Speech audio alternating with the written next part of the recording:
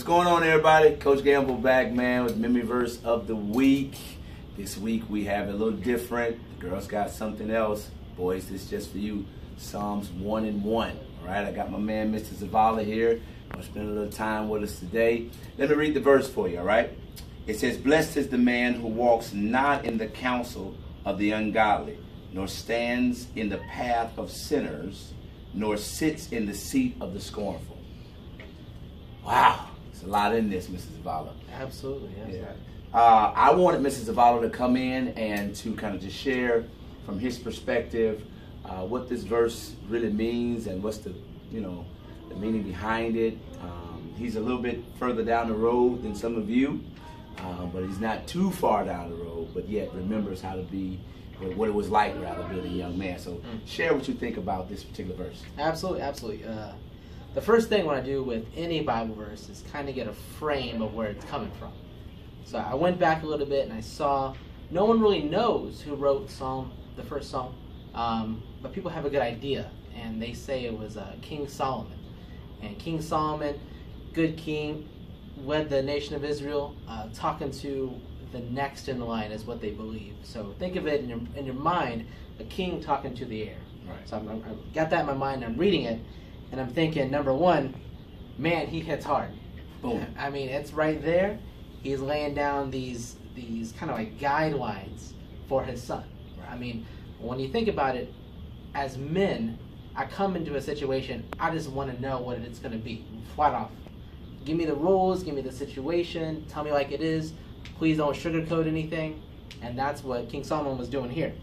Blessed is the one who does not step with the wicked, or stand in the way of sinners, or take seat with the mockers. Three big things that we tend to do.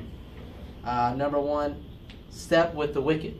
That's the people that we walk around with, that we associate with, that we follow either in their footsteps or walk with them as they go through life, and we ask them to join us in life.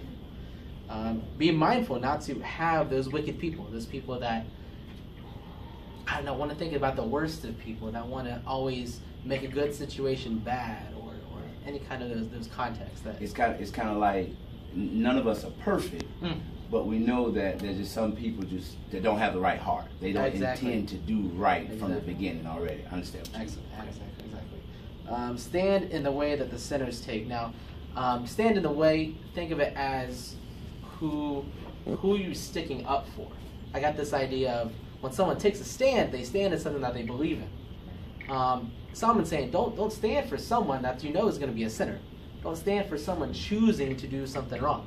I think back in my life that the people I was fortunate enough to associate myself with when I was a young man, or younger as I should say, they stood for me when I chose to do the right thing, but they were bold enough to not stand with me when I was doing something wrong. That's true friendship. And they didn't hang me out to dry, but they were there when I got in trouble and was like, hey man, what you did was wrong. Don't go talking bad about your parents, don't go talking bad about the administration. Right. You messed up. Okay, you pay the consequences. We'll move on, not do it again. And the last one was sit in the company of mockers. Mockers, we talk about nowadays, people that gossip, people that talk bad about somebody. And if you're taking a stand with someone, it means that you're actively choosing to do something. Right. Now, when you're sitting with someone that has more of a relaxed atmosphere, people that you just kick it with, people that you're just chilling with, you're not doing something, but you're passively being around them. And he's saying, don't even do that.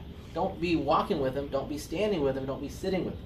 Don't have any association with these type of people, because it just doesn't end to good places.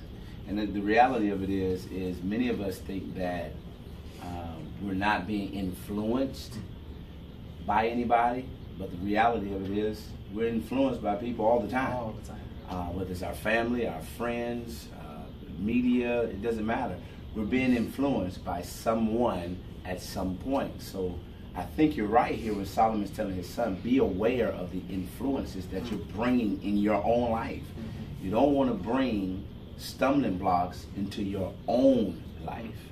And he starts off with that word blessed, and we just finished the Beatitudes, and this is the same type of blessed, I think, that Jesus is saying when he's saying blessed right? He said there's a continual state of blessings that's flowing in your life because of what you are doing and what you aren't doing. And in this case, he doesn't want his son or any one of us Absolutely. to bring stumbling blocks on a consistent basis into their own lives. Absolutely. Right, yeah, that's good stuff, man. Let me tell you something. It's important to understand that God gave us free will and the power of choice. So you have the power of choice. Choose wisely. Choose your friends wisely. Choose your associations wisely. Choose where you're going to go, where you're going to hang out at.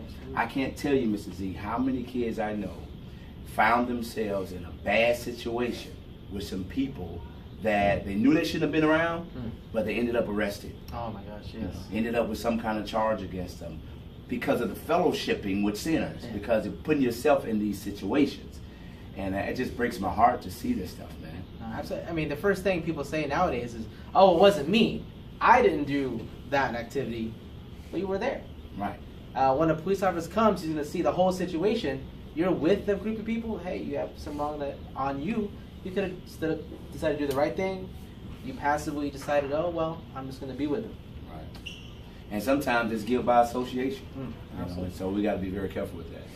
Listen, thank Mr. Z when y'all see him on campus, man. Stopped what he was doing to help us out a little bit. As always, you're going to have to quote the verse. You'll have to explain the verse and show how you can apply this verse to your life.